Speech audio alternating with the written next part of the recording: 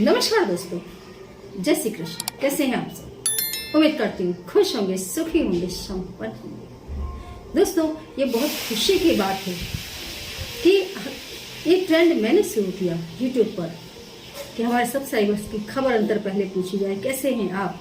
और आज यूट्यूब पर मोस्ट ऑफ यूट्यूबर्स इस चीज को फॉलो कर रहे हैं।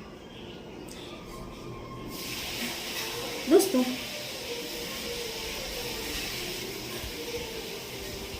चलिए हम यहाँ वहाँ की बात ना करें और आ जाए अपने टॉपिक पर सीधे सीधे, क्योंकि यहाँ वहाँ की बातों में वीडियो थोड़ी लंबी हो जाती है। और जो हमारे सब्सक्राइबर्स हैं जिनके पास नेट की बहुत तकलीफ है, वे लोग बार बार लिखते रहते हैं, मैडम वीडियो थोड़ी छोटी बनाओ, है।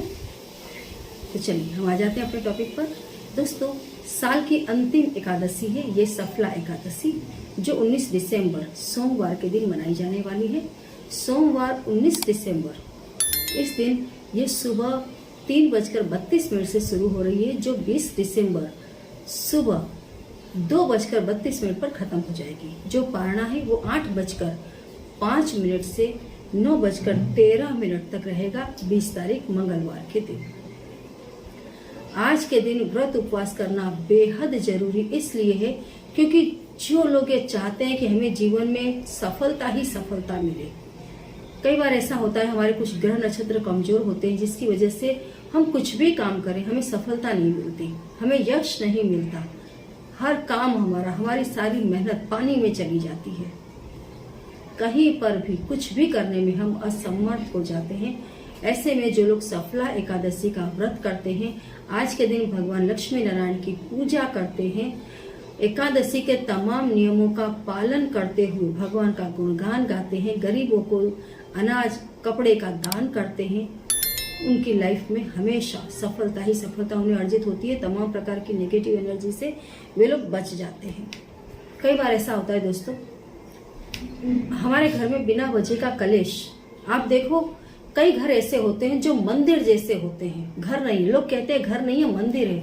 हर इंसान एक दूसरे के लिए जीवित है और ये बहुत अच्छी खुशकिस्मत लोग हैं वो, जिनको बचपन से संपूर्ण परिवार मिलता है। आप देखना, कुछ लोग ऐसे होते हैं जो बचपन से ही घर उन्हें छोड़ना पड़ता है किसी भी कारण से, कभी कमाने के लिए, कभी पढ़ाई के लिए, कभी माता पिता की छत्र छाया संपूर्ण रूप से नहीं मिलने की वजह से बच्चों को बचपन में ही घर छोड़ देना पड़ता है। ऐसे लोग आप देखना जीवन पर्यंत कभी उन्हें घर का एहसास नहीं हो पाता है कि घर में कैसे रहना चाहिए। रिलेशनों का महत्व वो नहीं समझ पाते, बस सिर्फ हर चीज को यूज करते हैं और यूज करते करते ही उनका जीवन खत्म हो जाता है। उनके जीवन में वो आनंद वो कभी नहीं ले पाते जो एक कुदरत ने दिया है। परिवार क्या होता है, रिश्ते क्या होते हैं, जिम्मेदारियां क्या होती हैं, वो कहीं पर भी जी लेंगे, कैसे भी जी लेंगे, क्योंकि कुदरत ने उन्हें ऐसी ही जिंदगी दी। तो बहुत दयनीय होते हैं ऐसे लोग जिनका जीवन ऐसा होता है।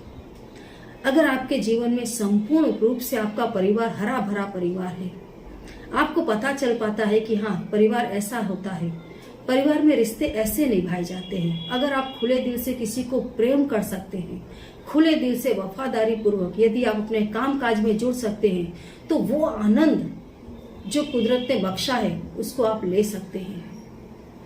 आप देखना, जो जमीन से उखड़े हुए हैं, जो बचपन से ही घर का त्याग कर चुके हैं, वो लोग बंजारों जैसा जीवन जीते हैं। उनके जीवन में ऐसी कोई चीज नहीं हो तो कहीं पर भी जी लेंगे।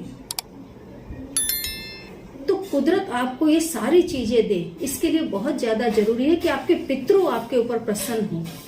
जिन घरों में पितृ प्रसन्न नहीं है, पितृ दुखी हैं, उन घर में जीवन ऐसे ही बिखरते रहते हैं।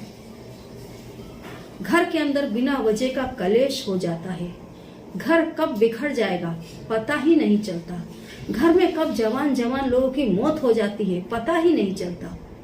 कब एक्सीडेंट हो जाते हैं पता ही नहीं चलता। घर से लोग गुम हो जाते हैं पता ही नहीं चलता। इस यूनिवर्स में मतलब उनका अस्तित्व कितना है, शून्य के बराबर, नथिंग एट ऑल। तो ये बहुत ज्यादा जरूरी है कि आपके पितृ आपके ऊपर प्रसन्न हो। जो लोग एकादशी का व्रत करते हैं, पितृ उनके ऊपर हमेशा प्रसन्न रहते हैं, उन्हें पितृ दोष नहीं लगता। और यही वजह है कि उनकी अपनी जिंदगी भी सुख से भरी होती है, समृद्धि से भरी होती है, ओरिजिनल प्रेम से भरी हुई होती है। उनके अंदर संस्कार होते हैं, घर एक मजबूताई से आगे आता है, दुनिया में उनका नाम होता है ना। घर में बिना वजह का कलेश नहीं होगा, विचारों में मजबूताई आएगी, कभी भी कोई भी एकदम से दुर्घटना नहीं घट जाएगी। और इसके लिए दोस्तों ये बहुत ज्यादा जरूरी है, जैसे कोई भी एकादशी हो, चलो ये तो सफला एकादशी, इसमें आपको इस दिन व्रत करने से हर काम में सफलता मिलती है, लेकिन कोई भी एकादशी हो, आप पितरों की पूजा करना बिल्कुल भी ना भूलें। पितरों की पूजा आप 3 तरीके से कर सकते हैं।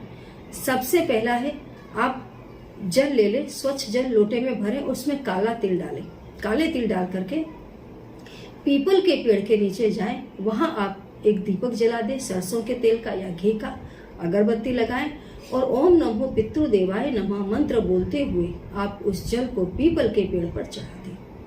इससे पितृ शांत होते हैं और आपका दिमाग भी बिल्कुल शांत हो जाएगा। दिमाग जो चारों तरफ भटक रहा है यदि, तो वो अपने आप शांत होगा। घर यदि उजड़ रहा है तो उजड़ने से बचेगा, संस्कारों में गहराई आएगी।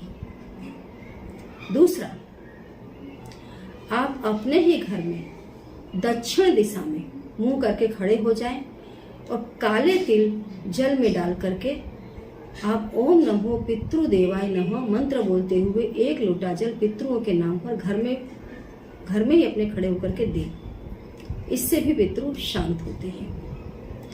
घर के अंदर जहां आप पानी स्टोर करते हैं उस जगह आप पितरों के नाम का एक दीपक जलाएं और चौखट पर एकादशी वाले दिन दीपक जलाएं और इनमें काले तिल डालें। दूसरा, जैसे इस बार सोमवार के दिन एकादशी है, तो मंगलवार की सुबह आप एक मिट्टी का घड़ा ले लें, मिट्टी का छोटी सी मटकी लें, उसमें आप पानी भरें, काले तिल डाल दें, एक फल डालें और कुछ सिक्के डाल दें और चुपचाप शिवालय में जाकर के रख करके आ जाएं। इससे भी जो पितृ आपके परिवार में भटक रहे हैं, घूम रहे हैं, अतृप्त हैं, जो आपके दिमाग पर हावी होते हैं और आपके दिमाग को बहका ले जाते हैं, आपके अंदर बुरे विचार आने लग जाते हैं, आप घर नहीं बसा पाते, आप अवैध संबंधों में फंस जाते हैं, आप बुरे लोगों की संगत में जो आ रहे हैं, घर में जो आपके धन नहीं टिक रहा है, अचानक एक्सीडेंट होना, बीमारी होना, इस टाइप की जो भी बड़ी बड़ी प्रॉब्लम्स है, उन सभी से आपको छुटकारा मिल जाएगा। करके देखिए इस उपाय को। कोई ऐसी बात हो जो समझ में ना आ रही हो तो कमेंट बॉक्स में लिख करके पूछिए अवश्य। जय श्री कृष्ण।